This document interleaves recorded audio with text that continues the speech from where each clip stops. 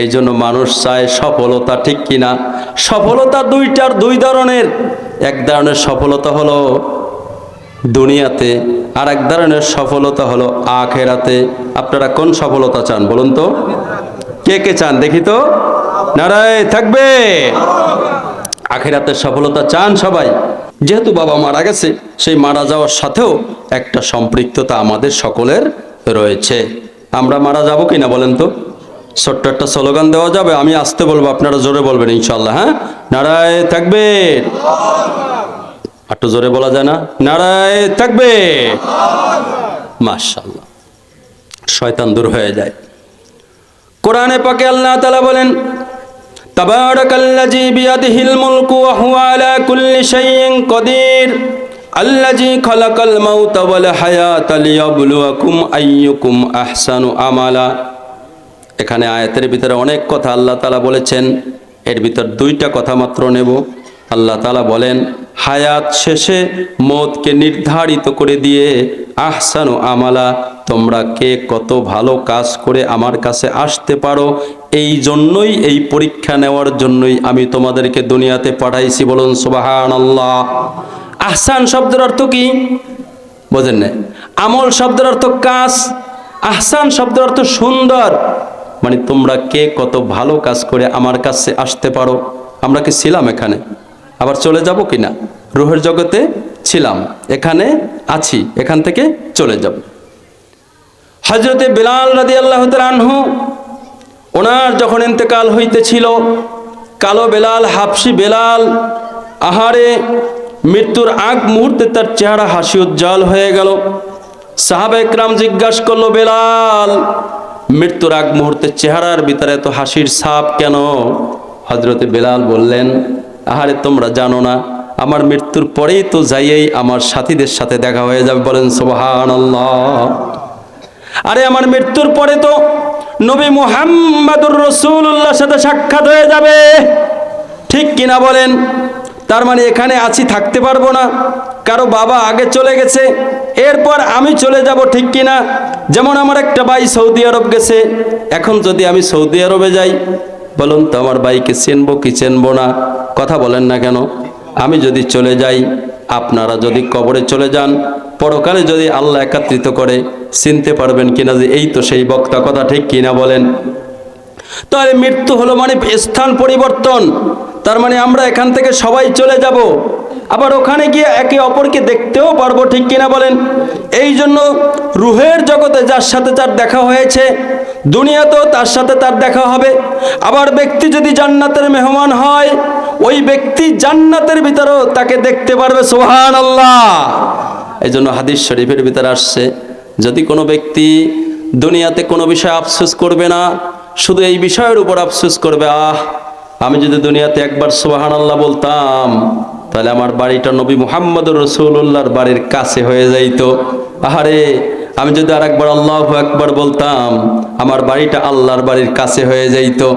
এই জন্য মানুষ কোনো কিছুর জন্য আফসোস করবে না, শুধুমাত্র একটা জিনিসের জন্য আফসোস করবে, আহারে আমি কেন আরেকটু আল্লাহ পাকের জিকির করলাম না। এই জন্য একটু জিকির করুন, লা ইলাহা ইল্লাল্লাহ।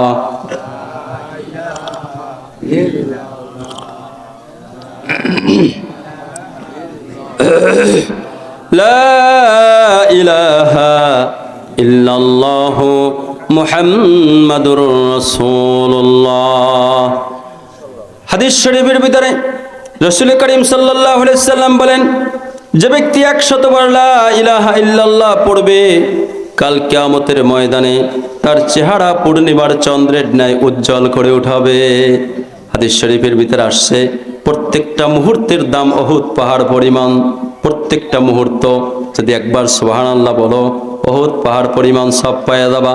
একবার আলহামদুলিল্লাহ বলো, উহুদ পাহাড় পরিমাণ সব পাওয়া যাবা। একবার আল্লাহু আকবার বলো, উহুদ পাহাড় পরিমাণ সব পাওয়া যাবা। একবার লা ইলাহা ইল্লাল্লাহ বলো, উহুদ পাহাড় পরিমাণ সব পাওয়া যাইবা। ভাইরা আমার, বলতেছিলাম মৃত্যু, কোরআনে পাকে আল্লাহ তাআলা বলেন, কুল্লু নাফসিন যায়িকাতুল মাউত, প্রত্যেকটা প্রাণীকে মৃত্যুর স্বাদ গ্রহণ করতে হবে। তুমি রাজা বলো, বাদশাহ বলো, ডাক্তার বলো, ইঞ্জিনিয়ার বলো, দার্শনিক বলো, সাহিত্যিক বলো, বুদ্ধিজীবী বলো, গরিব হও, ধনী হও, শহরের হও, গ্রামের হও, মৃত্যু তোমাকে বরণ করতেই হবে। কথা ঠিক কিনা বলেন? এই জন্য মানুষ চায় সফলতা, ঠিক কিনা? সফলতা দুই ধরনের। এক ধরনের সফলতা হলো দুনিয়াতে, আর এক ধরনের সফলতা হলো আখেরাতে। আপনারা কোন সফলতা চান বলুন তো? কে কে চান দেখি তো? নারায়ে তাকবীর। আখেরাতের সফলতা চান সবাই? কোনো সমস্যা ভাই? ভাইজান কোনো সমস্যা? আচ্ছা, কোথার সফলতা দরকার বলেন? আখেরাতের সফলতা। কোথার সফলতা? দুনিয়ার সফলতা কি বলুন তো? আল্লাহু আকবার। কারো গীবত শেখায়তের জন্য না, বোঝানোর জন্য বলছি। প্রেসিডেন্টের সাথ সফল না বিফল? আরে সফল। 9 বছর জেলখানায়। কে? ফখরুল ইসলাম আলমগীর। কত ধনী, কত যশ, জেলখানায়। মির্জা আব্বাস জেলখানায়, ইশরাক জেলখানায়। কি সফলতা বলেন? এই কয়দিন সফলতা, কয়দিন বিফলতা। আসল সফলতা আখিরাতের সফলতা। আসল সফলতা মৃত্যুর সময়ের সফলতা। আমার আব্বা মারা গেছে, জানাজা আমি পড়াইছি, কবরের ভিতরে আমি রাখছি। জানাজা পড়ানোর সময় ঘোষণা দিলাম কোনো বেদাত চলবে না। 3 দিনও হবে না, 40 দিনও, 7 দিনও, কথা বলেন, হবে না। গরু কাটা হবে না, কিন্তু গরু কাটার জন্য আমার ভাই প্রস্তুত ছিল। পারলে আমিও সহযোগিতা করতে পারতাম। মিয়া,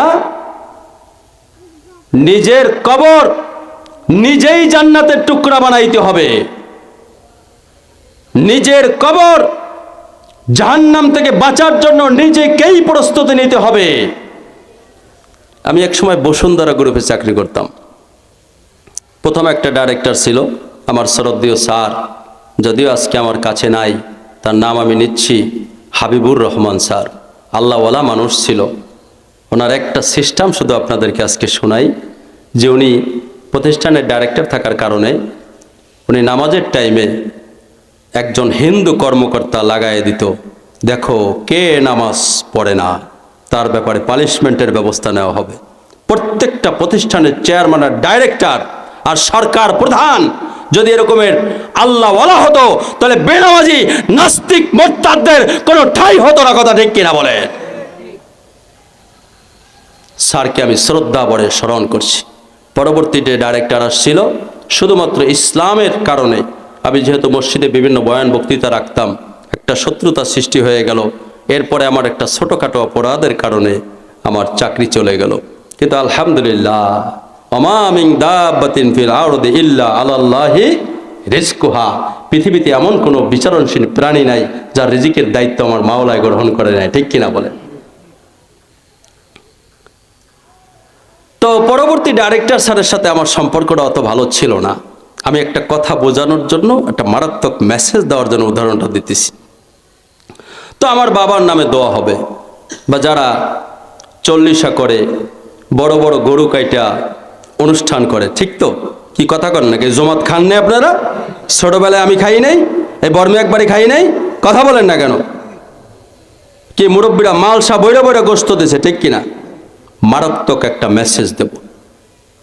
যখন আমার ছোট অপরাধের কারণে চাকরিটা চলে যাইতে ছিল, কিছু কিছু অফিসার আমার পক্ষে দাঁড়াইল, আত্মপক্ষ সমর্থনের সুযোগও আমাকে দিল। সবাই সুপারিশও চেয়ারম্যান বা ডাইরেক্টর স্যারের কাছে করলো। কিন্তু ভাই, চেয়ারম্যানের সাথে আমার সম্পর্ক ভালো না। বলুন, ডাইরেক্টর বা চেয়ারম্যানের সাথে সম্পর্ক ভালো না, শিফট অফিসার আর বিভাগীয় প্রধান আমার জন্যই যতই সুপারিশ করুক না কেন, চেয়ারম্যান বলে দেবে আমার সাথে বেয়াদবি করেছে, তার চাকরি থাকবে না। আমার বাবার জন্য যতই গরু কাটা হোক, 10টা গরু কাটা হোক, আল্লাহর নাফরমানি করবা, তার জন্য দোয়া করলে যেমন আমার সুপারিশে চাকরি টিকে নাই, ঠিক তেমনি ভাবে নাস্তিক, মোরতাদ, বেনামাজি, বেপরদা, মদখোর, টেন্ডারবাজ, সন্ত্রাস, এদের জন্য দোয়া করলে দোয়া কবুল হবে না। কথা ঠিক কিনা বলেন? মনে করছো বড় বড় 10টা গরু কাটে খাওয়াই দিলেই মোটামুটি একেবারে নাজাতে জান্নাতে পাঠাই দিছি বাবারে, তাই না? বাইনাল আবদি ওয়া বাইনাল কুফরি ওয়া তারকুস সালাত, মুসলমান আর কাফেরের মধ্যে একমাত্র পার্থক্য হলো নামাজ। তুমি নামাজ পড়বা না, মুসলমান দাবি করবা, কথা বলেন? রাগ হইতেছেন আমার উপর আপনারা? বোঝেন আমার কথাগুলা? তো সফলতা কাকে বলে? আংশিক সফলতা, আংশিক বিফলতা, এটাকে সফলতা বলে না। কি সফলতা? আহা, আপনারা আমার বাবার বয়সী মানুষ, কি বলবো, দুর্বল, চোখ দুর্বল, দাড়ি পাকতিছে, কানে শুনতেছে না, কি কথা বলেন? এটা কি সফলতা বলেন তো? কয় স্বাধীন, আমরা স্বাধীন? কে স্বাধীন? আমরা যদি স্বাধীন হইতাম পায়ের শক্তি কমে কেন? স্বাধীন যদি হইতাম চোখ দেখে না কেন? স্বাধীন যদি হইতাম চুল পাকে কেন? স্বাধীন যদি হইতাম দাড়ি পাকে কেন? স্বাধীন যদি হইতাম প্যারালাইজড হয় কেন? স্বাধীন যদি হইতাম যৌবন হারায় কেন? স্বাধীনতা না, আমরা পরাধীনতা, ঠিক কিনা বলেন? চিনছেন আল্লাহরে? বুঝছেন ক্ষমতা কার? এ হে, শুকরিয়া আদায় করবেন না, তাই না? জোরে চিৎকার দিয়ে বলেন আলহামদুলিল্লাহ। মিয়া আনার হোসেন মঞ্জুর প্রশংসা না করলে মঞ্জুর সাহেব রাগ হয়ে গেল, খবর আছে, কি কন? মিরাজ মহারাজের প্রশংসা না করলে খবর আছে, কি কন? কি কথা বলেন না কেন? কেউ আছে চামচামি করে, সাররে খুশি রাখা লাগবে। আরে আমার মাওলায় তো সমস্ত বাদশার বাদশাহ, চামচামি যদি করতেই হয়, রাজি আর খুশি যদি রাখতেই হয়, একজনকে রাখতে হবে। তিনি কে? চিৎকার দিয়ে বলেন তিনি কে? তো ভাইরা আমার, হাদিস শরীফের ভিতরে আসছে প্রত্যেকটা মানুষের জান্নাত এবং জাহান্নাম শুরু হয়ে যায় কবরে যাওয়ার পরেই। কবরে যাওয়ার পরেই কি শুরু হয় বলেন তো? ওয়া নারুকা ওয়া জান্নাতুকা, কথা বলেন না কেন? কবর হয়তো জান্নাতের টুকরা, না হয় জান্নাতের জাহান্নামের গর্ত। ছাত্র ভালো পরীক্ষা দিয়ে আসছে, ছাত্র দেখবেন বেরই হইতেছে হলের থেকে হাসি মুখে, কি বন্ধু ঠিক কি না বলো? মনটা ভালো, জিপিএ 5 পাবো সম্ভাবনা আছে। কি পরীক্ষা দিছে, চোখ মুছতে মুছতে বের হইতেছে, বিসিএস। ও বুঝতে পারছে খবর খারাপ। তুমি এইটা বোঝো, কবরে যাওয়ার সাথে সাথেই তো ফেরেশতাদের লাথি গুত্তার কারণেই বুঝতে পারবা সামনের অবস্থা কি। কি বলেন? খুন করে জেলে গেছে, হ্যাঁ, জেলখানার কন্ডেম সেলের ভিতরে ঢুকাই ফেলছে। কি আদালতে নিচেছে, ঢুকাইতেছে, বিচারক বলতেছে, রায় দিতেছে, সবকিছু টেনশনে ঘুম নাই, জানে সামনে কি বলেন? ফাঁসি। সামনে কি এমন উন্নয়নমূলক কাজ করেছে, ভিতরে একটা আনন্দ কাজ করতেছে, নোবেল পুরস্কার পাবো মানে আমি। ঠিক তেমনি ভাবে কবরে যাবার পরে 3 প্রশ্ন শুরু হয়ে যাবে। মান রব্বুকা ওমা দীনুকা হাজা নবিয়ুকা, তোমার দিন কি, তোমার রবকে, তোমার নবীকে। কোন কোন বর্ণনা আসছে নবীকে দেখানো হবে, বলে এই ব্যক্তিকে চেনো নাকি? বলে আরে কি বলো, হাজা নবিয়ুনা মুহাম্মাদুর রাসূলুল্লাহ, এই তো আমার নবী মুহাম্মাদুর রাসূলুল্লাহ। আরে এর কারণে তো কলেজ ভার্সিটিতে দাঁড়িয়ে রাখছিলাম, বন্ধুরা জেমবি বলছিল, লাদেন বলছিল, মাথাটা উঠে থুক পর্যন্ত মারছিল, মা পছন্দ করে নাই। আরে বন্ধু বান্ধব দাড়ি পছন্দ করে নাই, জুব্বা পছন্দ করে নাই, স্ত্রী পছন্দ করে নাই, সবাইকে বাদ দিয়া আমি নবী মুহাম্মদুর রাসূলুল্লাহকে মহব্বত করেছি এবং নবী মুহাম্মদুর রাসূলুল্লাহর লেবাস আর পোশাক ধারণ করেছি। সুবহানাল্লাহ। আহারে আসতেছে, আমি ভাঙ্গাচোরা কথা বলে যাই, আমার পরে ডাক্তার স্যার আসতেছে, হজরত মাওলানা অধ্যাপক প্রফেসর ডক্টর খালেদ মাহমুদ। কোরআন এবং হাদিসের রেফারেন্স দিয়ে দিয়ে, সুর আর তালের পাগল হয়েন না, দলিল দিয়ে দিয়ে চমৎকার আলোচনা পেশ করবেন। সবাই বলেন আলহামদুলিল্লাহ। আমি একটু মজমা জমাই দিয়ে যাচ্ছি ইনশাআল্লাহ। তো ভাইরা, আমাদের সকলের মৃত্যু হবে কিনা বলুন তো? মৃত্যুর পরে পরবর্তী জীবন আছে কিনা বলুন তো? ওই জীবনের সফলতাটাই হলো আসল সফলতা। সুবহানাল্লাহ। মানুষ কি চায় বলেন তো? যৌবন কি চায় বলেন? যৌবন ধরে রাখতে চায়, ঠিক কিনা? জান্নাতের ভিতরে আল্লাহ তাআলা ঈসা আলাইহিস সালামের মতো, এই বাচ্চা, ঈসা আলাইহিস সালামের মতো 33 বছরের জওয়ানি দিয়ে আল্লাহ জান্নাতে ঢুকাই দেবে। সুবহানাল্লাহ। মানুষ কি চায় বলেন? চরিত্র কি চায় বলেন? কথা বলেন। নবী মুহাম্মদ রাসূলুল্লাহর মতো চরিত্র দিয়ে জান্নাতে ঢুকাই দেবে। মানুষ কি চায় বলুন? সুঠাম দেহের অধিকারী আদম আলাইহিস সালামের মতো লম্বা বানায় জান্নাতে ঢুকাই দেবে। মানুষ কি চায় বলেন? শক্তি, মূসা আলাইহিস মতো শক্তি দান করবে। সুবহানাল্লাহ। মানুষ কি চায় বলেন? সৌন্দর্য, ইউসুফ আলাইহিস সালামের মতো সুন্দর দিয়ে জান্নাতে পাঠিয়ে দেবে আল্লাহ। কোরআনে হাকিমে আল্লাহ তাআলা বলেন, ইন্নাল্লাযীনা ক্বালু রাব্বুনাল্লাহ সুম্মা ইসতাকামু তাতানাজ্জালু আলাইহিমুল মালায়েকা আল্লা তাখাফু ওয়া লা তাহজানু ওয়াবশিরু বিল জান্নাতিল্লাতী কুনতুম তুআদুন। আল্লাহু আকবার। মানুষ কি চায় বলুন তো দেখি? সফলতা, একটা দুনিয়ার সফলতা, আর একটা হলো আখিরাতের সফলতা। কোন সফলতা চান? আখিরাতের সফলতা। আখিরাতের সফলতা আহারে মৃত্যুর সাথে সাথেই শুরু হয়ে যায়। সুবহানাল্লাহ। ইয়া আল্লাহ, মৃত্যুর সাথে সাথে সমস্ত মানুষের চেহারা, চোখের পর্দা উল্টে যায়, তখন সে ভিন্ন জিনিস দেখতে পায়। এই আয়াতের ভিতরে আসে, উঠাইলে যেমন কোনো টের পায় না, শিশু বাচ্চা যেমন মায়ের স্তন পান করতে করতে ঘুমায় যায়, জান্নাতের মেহমান তার জান কবজটা আল্লাহ রাব্বুল আলামিনের ফেরেশতারা ওইভাবে করেন। সুবহানাল্লাহ। জগৎ থেকে পানি ঢেলে দিলে যেমন দ্রুত পড়ে যায়, কোনো অসুবিধা হয় না, জান্নাতের মেহমানের ওইভাবে করে তার জানটা কবজ করা হয়। আর যদি কোনো ব্যক্তি আল্লাহর নাফরমান হয়ে বসে, তখনও 500 ফেরেশতা আসে, জাহান্নামের গেটটাকে খুলে দেওয়া হয়। সকলের হাতে লোহার মুগুর থাকে। এই জন্য দেখবেন মানুষের পা কিন্তু আগে ঠান্ডা হয়, পায়ের গিরালিতে পিটাইতে থাকে, পিটাইতে পিটাইতে বিভিন্ন জায়গায় যখন পিটাইতে থাকে, আল্লাহু আকবার, আজরাইল আলাইহিস সালামের চেহারা দেখার পরে তার যে ভয়, কলিজা শুকায় যায়। কেমনে বুঝাবো?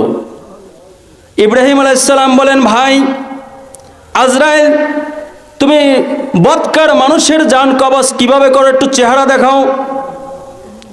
বলে, আল্লাহর খলিল, আপনি সহ্য করতে পারবেন না? বলে, না, আমি আল্লাহর নবী, আমি সহ্য করে নেব। ইব্রাহিম আলাইহিস সালামকে বললেন, একটু অন্যদিকে মুখ ঘুরান। ইব্রাহিম আলাইহিস সালাম যখন অন্যদিকে মুখ ঘুরাইল, আজরাইল আলাইহিস সালাম অর্থাৎ মালাকুল মউত বদকারের জান যেভাবে কবজ করে ওই আকৃতি যখন ধারণ করলেন, ইব্রাহিম আলাইহিস সালাম দেখে বেহুশ হয়ে গেলেন। ইব্রাহিম আলাইহিস সালাম দেখলেন তার দুটি চোখ বড় বড় দুটো দিঘির মতো হয়ে গেছে, প্রত্যেকটা গায়ে এমন পশম, প্রত্যেকটা পশমের ভিতর থেকে আগুনের জিহ্বা বের হয়ে গেছে, চুলগুলি খাড়া খাড়া, কালো বিকট আকৃতির দানব আকৃতির একটা লোক। ইব্রাহিম আলাইহিস সালাম মন্তব্য করেন, গুনাহগারের জান কবজে আর কোনো কষ্ট যদি নাও হয়, আজরাইল আলাইহিস সালামের এই চেহারাই তার জন্য আযাবের জন্য যথেষ্ট। বলেন নাউযুবিল্লাহ। ভাইরা আমার, আলী রাদিয়াল্লাহু তাআলা আনহু মানুষকে বুঝাইতেন, তোমরা যদি জিহাদে অংশগ্রহণ না করো, শাহাদাত বরণ না করো, ঘরের ভিতরে বসেও যদি তোমাদের রূহ কবচ হয়ে যায়, জান কবচ হয়ে যায়, মনে রাখবা 100 তলোয়ারের দ্বারা আঘাত করলে যেই পরিমাণ কষ্ট হয়, গুনাহগারের জান কবজে তার চাইতেও বেশি কষ্ট হয়। আল্লাহর নবী মূসা আলাইহিস সালাম তিনি বললেন, ও মূসা, আল্লাহ প্রশ্ন করছো, মূসা মৃত্যুকে কেমন পাইলা? বলে, মৃত্যুর অবস্থা হলো এরকমের যে একটা পাখিকে ভুনা করা হইতেছে, আগুনে ভুনা করা হইতেছে, না পাখিটা উড়ে যাইতে পারতিছে, না পাখিটার জীবন যাইতেছে। আর এক বর্ণনায় আসছে একটা ছাগলকে জবেহ ছাড়া চামড়া ছিলায় ফেললে যেই পরিমাণ কষ্ট হয়, বৎকারের জান কবজে ওই পরিমাণ কষ্ট হয়। আর এক বর্ণনায় আসছে, আল্লাহু আকবার, খেয়াল করেন, মোবাইল এখানে বন্ধ করে দেন। আর এক বর্ণনায় আসছে সাল্লাল্লাহু আলাইহি ওয়াসাল্লাম, আল্লাহুম্মা সাল্লি আলা সাইয়্যিদিনা। আর এক বর্ণনায় আসছে হযরত ওমর ফারুক রাদিয়াল্লাহু তাআলা আনহু হযরত কাব রাদিয়াল্লাহু তাআলা আনহুকে বললেন, ভাই কাব, তুমি একটু মৃত্যুর অবস্থা বর্ণনা করো। বলে, আমিরুল মুমিনিন, মৃত্যুর অবস্থা কি বর্ণনা করব? একটা কাঁটাযুক্ত ডাল, এটাকে যদি মানুষের পেটের ভিতর ঢুকায় দেওয়া হয়, এরপরে যদি মোচড় দেওয়া হয়, ওর ভিতরে সমস্ত শিরা উপশিরাগুলি জড়ায় যায়। ওই শিরা উপশিরা ওই ডালটা টান দিলে সমস্ত রগগুলি ছিঁড়ে বের হইলে যেই পরিমাণ কষ্ট হয়, একজন গুনাহগারের ওই পরিমাণ জান কবজে কষ্ট হয়ে যায়। বলুন, এটা কি সফলতা নাকি বিফলতা? বলুন, এজন্য সফলতা অর্জন করার দরকার আছে কিনা বলুন। আমাদের মৃত্যু হবে না, বাইসে থাকবো, কোনো শক্তি আছে, কোনো ক্ষমতা আছে, আল্লাহর কাছে যেতে হবে কিনা? আহারে নবী মুহাম্মদুর রাসূলুল্লাহ যখন ওমর ইন্তেকাল হইতেছিল, হযরত আয়েশা রাদিয়াল্লাহু তাআলা আনহা বলেন, আমি লক্ষ্য করতেছিলাম আল্লাহর নবী পেয়ালা ভর্তি পানি তার মাথার কাছে রাখা ছিল, ওই পেয়ালার ভিতরে বারবার হাত দিতেছিল আর নাক মুখের উপর মলতেছিল আর ডলতেছিল আর বলতেছিল, আল্লাহ, মৃত্যুর যন্ত্রণায় তুমি আমাকে আহসান করো। প্রশ্ন হলো, একটু আগেই বললাম নেককার মানুষের জান কবজ হবে, আটার ভিতর থেকে চুল বের করলে যেমন কষ্ট হয় না, বলুন তো আমার নবীর মতো নেককার আর কেউ আছে কিনা? বলুন, বলুন, বলুন, আছে কিনা? বলুন, সবাই আওয়াজ করে বলেন, আমার নবীর মতো নেককার আর কেউ আছে কিনা? বলুন, যাকে মাকামে মাহমুদ দান করবে, ঠিক কিনা? বলুন, যে নবী যার ব্যাপারে সুপারিশ করবে তাকে আল্লাহ পাক জান্নাতের মেহমান বানাবে, সেই নবীর মৃত্যুর সময় এত কষ্ট কেন? যেই নবীর কাছে আল্লাহর নবীর ফেরেশতা আজরাইল যায় বলতেছে, আসসালামু আলাইকুম ইয়া রাসূলুল্লাহ, আপনি যদি পারমিশন দেন আপনার জান কওয়াজের জন্য আমি ঢুকতে পারি। আল্লাহর নবী বললেন, আমি যদি তোমাকে পারমিশন না দেই, আল্লাহর নবী বললেন, আমি যদি তোমাকে পারমিশন না দেই, আজরাইল আলাইহিস সালাম বললেন, আল্লাহ রাব্বুল আলামিন আমাকে সেভাবে নির্দেশ দিয়েছে, আপনি যদি আমাকে জান কওয়াজের পারমিশন না দেন আমি আল্লাহর কাছে ফিরে যাব। কিন্তু আল্লাহ আপনার ইন্তজার করতেছে, আল্লাহ আপনার অপেক্ষা করতেছে। ভাইরা আমার, আদম আলাইহিস সালাম বলতেছে, যে আজরাইল আলাইহিস সালাম বলতেছে, ইয়া রাসূলুল্লাহ, হযরত আদম থেকে শুরু করে আপনি পর্যন্ত, আজ পর্যন্ত আমি কারো জান কওয়াজে পারমিশন চাই নাই, শুধুমাত্র আপনার জান কওয়াজে পারমিশন চাইতেছি। কিন্তু নবী মুহাম্মদুর রাসূলুল্লাহ যখন অনুমতি দিল, আজরাইল আলাইহিস সালাম আল্লাহর নবীর জান কওয়াজের যখন হাতটা তার বুকের উপর রাখলেন, আজরাইল আলাইহিস সালামকে বলতেছে, আল্লাহর নবী আজরাইল, তুমি কি করতেছো? আমার কাছে তো মনে হয় গোটা পৃথিবীটা তুমি আমার বুকের উপরে চাপায়ে দিয়েছো। প্রশ্ন হলো, বিশ্বনবীর মতো নেককার কোনো মানুষ নাই যাকে মাকামে মাহমুদ দান করেছে আল্লাহ তাআলা, ঠিক কিনা বলেন? আল্লাহ রাব্বুল আলামিনকে ফিরআউন, নমরুদ তারা কিন্তু বেইজ্জতি করেছে। নমরুদ কিন্তু আল্লাহ রাব্বুল আলামিনকে তীর মেরেছে, আল্লাহ রক্ত মাখায় দিছে। কিন্তু আমার নবীকে আল্লাহ পাক রব্বুল আলামিন, আমার নবীকে যদি কেউ অপমান অপদস্থ করেছে তার ব্যাপারে কিন্তু ছাড় দেয় না। এই কথা ঠিক কিনা বলেন? নবী মুহাম্মদুর রাসূলুল্লাহ সাল্লাল্লাহু আলাইহি ওয়াসাল্লাম যখন তার জান কবজ হইতেছে আর বারবার হাত পেলার ভিতর রাখতেছিল আর বলতেছিল, আল্লাহ, মৃত্যুর যন্ত্রণা তুমি আমাকে আসান করো। প্রশ্ন হলো, কেন তার মৃত্যুর যন্ত্রণা কষ্ট হইতেছে? আল্লাহ নবী বলতেছিল, ভাই আজরাইল, আমার কাছে মনে হইতেছে গোটা দুনিয়াটা তুমি আমার বুকের উপর চাপায় দিছো। বলে, তাহলে বৎকারের জান কওয়াজে কি পরিমাণ কষ্ট হয়?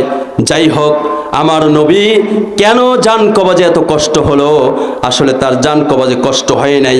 নবী মুহাম্মদুর রাসূলুল্লাহ তিনি বলতেছে, আজরাইল গোটা দুনিয়ার মানুষের জান কবজে যত কষ্ট হয় সমস্ত কষ্ট তুমি আমার উপরে চালায় দাও, কিন্তু আমার উম্মতের জান কবজে তুমি এত কষ্ট দিও না। দুর্ভাগ্য, লা ইলাহা ইল্লাল্লাহ মুহাম্মাদুর রাসূলুল্লাহ কালেমার দুইটা পাঠ, একটা হলো লা ইলাহা ইল্লাল্লাহ আল্লাহ ছাড়া কোনো মাবুদ নাই, দ্বিতীয়টা মুহাম্মাদুর রাসূলুল্লাহ অর্থাৎ আল্লাহর হুকুম মানতে হবে, নবীর তরিকায় চলতে হবে। দুর্ভাগ্য, আজকে নবী মুহাম্মাদুর রাসূলুল্লাহকে মহব্বত করি মিষ্টি খায়া, ঠিক কিনা বলেন? নবী মুহাম্মাদুর রাসূলুল্লাহকে মহব্বত করি জিলাপি খায়া, ঠিক কিনা বলেন? নবী মুহাম্মাদুর রাসূলুল্লাহকে রেসপেক্ট করি, দাঁড়ায় সম্মান করি, ঠিক কিনা বলেন? কিন্তু আমার নবী মুহাম্মাদুর রাসূলুল্লাহ বলেছে, যে দাড়ির উপরে পোষ লাগায় সে যেন আমার তাজা কলিজার উপরে পোষ লাগায়। আমার নবী মুহাম্মাদুর রাসূলুল্লাহ বলেছে, আমাকে মানে যারা জান্নাতে যাবে তারা, আমাকে মানে না যারা জান্নাতে যাবে না তারা। আল্লাহর নবীর সাহাবা একরাম প্রশ্ন করলেন, আপনাকে মানে কারা, আপনাকে মানে না কারা? আল্লাহর নবী বললেন, আমার সুন্নাত তরিকায় চলে যারা আমাকে মানে তারা, আমার সুন্নাত তরিকায় চলে না যারা আমাকে মানে না তারা, আমার সুন্নাত তরিকায় চলে যারা আমাকে মানে তারা, আর আমাকে মানে যারা জান্নাতে যাবে তারা, আমার সুন্নাত তরিকায় চলে না যারা আমাকে মানে না তারা, আমাকে মানে না যারা জান্নাতে যাবে না তারা। কথা ঠিক কিনা বলেন? আল্লাহর নবী বলেন, আমাকে মহব্বতের দাবি করো আর আমার সুন্নাত তরিকায় চলো না, তুমি মিথ্যাবাদী আর ধোঁকাবাজ। কথা ঠিক কিনা বলেন? তুমি রোনালদোকে ভালোবাসো, তুমি মেসিকে ভালোবাসো, তুমি জেনেদিন জিদানকে ভালোবাসো, তার মতো জার্সি গায়ে দাও, তার দেশের পতাকা তোমার ছাদে ওড়ে, কিন্তু নবী মুহাম্মাদুর রাসূলুল্লাহ তোমাকে সুপারিশ করে জান্নাতে নিয়ে যাবে। তুমি নবী মুহাম্মাদুর রাসূলুল্লাহর লেবাস আর সুরাত ধারণ করতে পারো নাই, সুতরাং তুমি নবী মুহাম্মাদুর রাসূলুল্লাহকে ভালোবাসতে পারো নাই। কথা ঠিক কিনা বলেন? কথা ঠিক কিনা বলেন? এই জন্য ভাইরা আমার, সফলতা দরকার। কোন সফলতা বলুন তো? চিরস্থায়ী সফলতা। দুনিয়ার সফলতা কোনো সফলতাই না। দুনিয়াতে তো আল্লাহ তাআলা বলছে, ঠিক আছে ইনশাল্লাহ তাড়াতাড়ি, আমি তো তৈয়ার, সারে আসলেই আলোচনা শেষ করে দেবে ইনশাল্লাহ। সারও চলে আসছে ইনশাল্লাহ। এই জন্য ভাইরা আমার, জান্নাত আছে, জাহান্নাম আছে, পরকাল আছে, হাসর আছে, মেজান আছে, সিরাত আছে। এই কথার উপরে বিশ্বাস করতে হবে। এই বিশ্বাসের নাম কি বলুন? ঈমান। আল্লাহ তাআলা বলেন, যালিকাল কিতাবু লা রাইবা ফি হুদাল লিল মুত্তাকিন আল্লাযীনা ইউমিনুনা বিল গায়ব ওয়া ইউকিমুনাস সালাতা ওয়া মিম্মা রাযাকনাহুম ইউনফিকুন والذين يؤمنون بما أنزل إليك وما أنزل من قبلك وبالآخرة هم يوقنون أولئك على هدى من ربهم وأولئك هم المفلحون। এখানে অনেক কথা আল্লাহ তাআলা বলছে। এর ভিতরে এক নাম্বার হলো, আমার দিক তাকান, একটু পর সারি জায়গা বসবেন। এক নাম্বার হলো গায়েবের উপর ঈমান আনতে হবে, দ্বিতীয় নাম্বার নামাজ কায়েম করতে হবে, তৃতীয় নাম্বার আল্লাহর দেয়া রিজিক থেকে আল্লাহর রাস্তায় ব্যয় করতে হবে। বলুন তো রিজিক কে দেয়? কথা বলেন, কে দেয়? আপনি কখনোই মনে করতে পারেন না আমি শিক্ষিত তাই ধনী হয়ে গেছি। আপনার মতো বহুত ডাক্তার, ইঞ্জিনিয়ার, দার্শনিক বহুত আছে, কিন্তু আপনি এই কথা মনে করবেন না শিক্ষার কারণে আপনি ধনী হয়েছেন। না না, বহুত লোক আছে সিগনেচার করতে পারে না, কোটি কোটি টাকার মালিক, ঠিক কিনা বলেন? আবার বহুত লোক আছে অনেক বড় শিক্ষিত, বাইসাইকেল চালাইতে চালাইতে তার জীবন শেষ হয়ে যায়, আর টিউশনি করতে করতে জীবন শেষ হয়ে যায়। কথা ঠিক কিনা বলেন? তো সম্পদ কে দেয় বলুন? ব্যয় করবেন কোথায়, কার রাস্তায় বলুন? আল্লাহর রাস্তায়। এরপরে চতুর্থ নম্বরে বলছে আল্লাহর কোরআন বিশ্বাস করতে হবে। আল্লাহর কোরআনের ভিতর রোজা আছে কিনা বলেন? ওয়া আকিমুস সালাতা ওয়া আতুজ যাকাত, যেমন রোজা, যেমন সালাত কায়েম করতে হবে, যাকাত আদায় করতে হবে, ঠিক তেমনি ভাবে ওইভাবে আবার ওইভাবে আবার রোজাও ফরজ করা হয়েছে। রোজা আছে কিনা বলেন? রোজা ফরজ করা হয়েছে। আবার আল্লাহ তাআলা বলেন ওয়াকরনা ফি বুয়ুতিকুন্না ওয়ালা তাবাররুজনা তাবাররুজাল জাহিলিয়াতিল উলা। নামাজ যেমন ফরজ, রোজা যেমন ফরজ, হজ যেমন ফরজ, যাকাত যেমন ফরজ, পর্দা ফরজ কিনা বলেন? সবাই বলেন পর্দা ফরজ কিনা? আমি এই 10 মিনিটের ভিতরে আমার মা বোনদের উদ্দেশ্যে কয়েকটা কথা বলে যাই। সেটা হলো, মা তুমি যদি, অনেকেই বলে স্বামী স্ত্রীর ভিতর শান্তি নাই, মা তুমি আল্লাহর হুকুম মানো, নবীর তরিকায় চলো, পর্দা করো, নামাজ পড়ো, কোরআন তেলাওয়াত করো, দেখবা আল্লাহ পাকের পক্ষ থেকে তোমার স্বামীর অন্তরে এমন এক ভালোবাসা তৈরি করে দিবে যে এই ভালোবাসা তোমার একার তো দূরের কথা, আরো অনেকরে ধার দিতে পারবা। কথা ঠিক কিনা বলেন? এই জন্য মা বোনদের জান্নাতে যাওয়া অনেক সহজ। মা বোনরা 5 ওয়াক্ত নামাজ পড়বে, রমজানে রোজা রাখবে, সতীত্বের হেফাজত করবে, স্বামীর খেদমত করবে। এইখানে একটা গুরুত্বপূর্ণ কথা, পুরুষের ওই পুরুষ যেই পুরুষের উপর তার বাপ মা অসন্তুষ্ট, এই যে শবে বরাতেও হাদিস আসছে সবাইকে মাফ করবে, কিন্তু অবদ্ধকারী সন্তান কোনোদিন মাফ পাবে না। 2 ব্যক্তির দোয়া কখনো কবুল হবে না। এক হলো অবদ্ধকারী গোলাম, দ্বিতীয় হলো অবদ্ধকারী স্ত্রী। তার মানে হলো হাদিস শরীফের ভিতরে আসছে যে স্ত্রী মারা যাওয়ার পরে তার স্বামী যদি তার স্ত্রী সম্পর্কে ভালো সার্টিফাই করে, ওই মহিলাকে আল্লাহ পাকের জান্নাতের মেহমান বানাই দেবে। সুবহানাল্লাহ। আবার যদি কোনো স্বামী মারা যায়, স্বামী মারা যাওয়ার পরে যদি তার স্ত্রীও তাকে ভালো বলে সার্টিফাই করে, কারণ একজন স্ত্রী তার স্বামীর ইনসাইড আউটসাইড সম্পর্কে পরিষ্কার, ঠিক কিনা বলেন? একজন খাদেম কিন্তু দেখবেন তার মনিবের ইনসাইড আউটসাইড সব তার কাছে পরিষ্কার, ঠিক কিনা বলেন? এই জন্য আনাস রাদিয়াল্লাহু তাআলা আনহু রাসূল সাল্লাল্লাহু আলাইহি সাল্লামের চরিত্র সম্পর্কে সার্টিফাই করেছে, ঠিক কিনা বলেন? এই জন্য মা বোনদেরকেও বলবো স্বামীর রাজি খুশি নিয়া কবরে যাবার চেষ্টা করবেন। আর মা বোনদেরকে এই কথা বলবো যে আয়াতে কারিমা তেলাওয়াত করেছিলাম, ওয়াকরনা ফি বুয়ুতিকুন্না ওয়ালা তাবাররুজনা তাবাররুজাল জাহিলিয়াতিল উলা। আল্লাহ পাক বলতেছে, হে মহিলারা, তোমরা জাহিলিয়াতের যুগের মতো বেপরদা হয়ে তোমরা চলো না। মা বোনরা, ইয়াং বয়সের মা বোনরা ভালো করে বোঝার চেষ্টা করো। তুমি যদি বেপরদা হয়ে চলো, তুমি শুধু একা জাহান্নামের লাকড়ি হও নাই, তোমার কারণে হাজারো পুরুষ লোক জাহান্নামের লাকড়ি হয়েছে, ঠিক কিনা বলেন? ও মা, তোমাকে আমি বলে দেই, শোনো, তুমি যদি এখন ওন্না পড়তে পছন্দ না করো, তাহলে তুমি বুড়া হইয়া বোরকার কাপড়ের দাম বাড়াবা না। কথা ঠিক কিনা বলেন? মা বোনদেরকে বলবো, আমি যেহেতু বরিশালের মানুষ, স্পষ্ট ভাষায় বলতে চাই, চারা নারকেল গাছ লাগানোর পরে বেড়া দিতে হয়। কথা ঠিক কিনা বলেন? গরু ছাগলে খাইয়ে ফেলে, কিন্তু নারকেল গাছটার বয়স যদি 60-70 বছর হয়ে যায়, এই নারকেল গাছে বেড়া দিলে মানুষ তাকে হামবোকার বোকা বলবে। কথা ঠিক কিনা বলেন?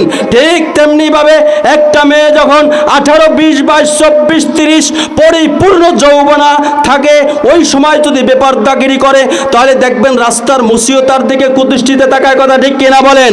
অর্থাৎ এখন তুমি চারা নারকেল গাছ, তোমাকে বেড়া দিতে হবে, হেফাজত করতে হবে, অভিভাবকদেরকে হেফাজত করতে হবে। বাবাকে বলে যাচ্ছি, বড় ভাইকে বলে যাচ্ছি, দায়ুসের রাখাল হবেন না। নিজে হাতে কামাই করে ঘরের ভিতরে বেনামাজি বেপরদা পালতেছেন, এই কাল কিয়ামতের ময়দানে আপনাকে জাহান্নামে নিয়ে টান বাজাবে। মা, তুমিও চাও না তোমার বাবাকে জাহান্নামে নিতে, তুমি চাও না তোমার ভাইকে জাহান্নামে নিতে। অর্থাৎ আমি বলবো, ওই যে চারা নারকেল গাছে বেড়া দিতে হয়, তার মানে আপনার ইয়ং বয়সের মেয়েটাকে পর্দা করাইতে হবে। কিন্তু দুর্ভাগ্য, নানি, চাচি, খালা, ফুপু 60-70 বছর হয়ে গেছে, বুড়া নারকেল গাছটার মতো, এইটাকে পর্দা করায় ইয়ং বয়সের মেয়েটাকে, নাতিটাকে, পুতের বউটাকে কমিউনিটি সেন্টারে পেট পিট বাড়ি করে নিয়ে যায়। কথা ঠিক কিনা বলেন? চিৎকার দিয়ে বলেন, কথা ঠিক কিনা বলেন? এই জন্য আমি বলবো, মা তুমিও কবরে যাবা। কি যাবা না? তুমি এখন কাপড় পরো না, তাই মরার পরে এতগুলো পেশাও কি জন্য? আর বুড়া বয়সেও ফাও বোরকার কাপড়ের দাম বাড়ায় কোনো লাভ নাই। আর আপনাদের কাছে আমার অনুরোধ, সেটা হলো যে ইমানটাকে পরিপূর্ণ করেন। আমার আলোচনা এখানেই শেষ করার চেষ্টা করতেছি। শুধু ইমানের অধ্যায় আমি টান দিতে পারলাম না নবী মুহাম্মদ রাসূলুল্লাহ কেন বলেছে যে আমার আবু বকর জান্নাতি, ওমর জান্নাতি, ওসমান জান্নাতি, আলী জান্নাতি, তালহা জান্নাতি, খব্বাব জান্নাতি, খুবাইব জান্নাতি, আম্মার জান্নাতি, উমাইর জান্নাতি। যদি এর ইতিহাস বলার সময় থাকতো তাহলে ইনশাআল্লাহ চোখের পানি ধরে রাখতে পারতেন না। আরে আজকে তো বাপ মুসলমান, দাদা মুসলমান, ভোটার আইডি কার্ডে মুসলমান, আওয়ামী লীগ মার্কা মুসলমান, বিএনপি মার্কা মুসলমান, কথা বলেন না কেন? মুসালা মুসলমান। শেষ একটা কথা, আমার নবী বলেছে গোপ বড় রাখা, মস বড় রাখা মুশরিকদের তরিকা, মুশরিকদের তরিকা, মুশরিকদের তরিকা। আমার নবী বলছে গোপকে খাঁটি করো, দাড়িকে লম্বা করো। এই জন্য নবী মুহাম্মদুর রাসূলুল্লাহর সুপারিশ নিয়া যারা জান্নাতে যেতে চায়, ওয়াকাল রাসূল ইয়া রাব্বি ইন্না কওমি ইত্তাখাযু হাযাল কুরআনা মাহজুরা। আল্লাহ তাআলা বলেন কিয়ামতের ময়দানে নবী মুহাম্মদুর রাসূলুল্লাহ কারো কারো বিরুদ্ধে দাঁড়ায় যাবে যে না, কওমের লোক ছিল, আমাকে অনুসরণ করতো না, কোরআন অনুযায়ী চলতো না। নবী মুহাম্মদুর রাসূলুল্লাহ যদি কারো বিরুদ্ধে দাঁড়ায় যায় তার কিন্তু আর কোনো উপায় নাই, ঠিক কিনা বলেন? নবী মুহাম্মদুর রাসূলুল্লাহকে চিনতে পারেন নাই, বিশ্ব নবী কেন হয়েছে? Harvard university, Cambridge university, Oxford university, California university, সমস্ত ভার্সিটিতে, ইংল্যান্ডের মতো জায়গায়, লন্ডনের মতো জায়গায়, আমেরিকার মতো জায়গায় বড় বড় জাদুঘরে বিশ্ব নবী মুহাম্মদুর রাসূলুল্লাহর মতো মনীষী আর কেউ নাই। বিশ্ব নবীর নাম এক নম্বরে চার্টের ভিতর লিখেছে, দি 100 যে একটা বই লিখেছেন, সেই বইয়ের ভিতরেও বিশ্ব নবী মুহাম্মদুর রাসূলুল্লাহ পৃথিবীর ভিতরে সবচেয়ে বড় জ্ঞানী ছিল, সায়েন্টিস্ট ছিল, তার নাম এক নম্বরে ছিল। চিৎকার মেরে বলেন নারায়ে তাকবীর। সংক্ষিপ্ত যে কথা বললাম, এই কথার দ্বারা যদি কেউ কোনো কষ্ট পেয়ে থাকেন আল্লাহর হস্তে মাফ করবেন। স্যারের পূর্ণ আলোচনা শুনে যাবেন। কোরআন এবং হাদিস ভিত্তিক চমৎকার আলোচনা আপনাদের সামনে উপহার দেবে। আমি দোয়া করি আল্লাহ তাআলা তার জবান থেকে যেন এমন কিছু কথা বের করে যে এই কথার টাকা স্যারও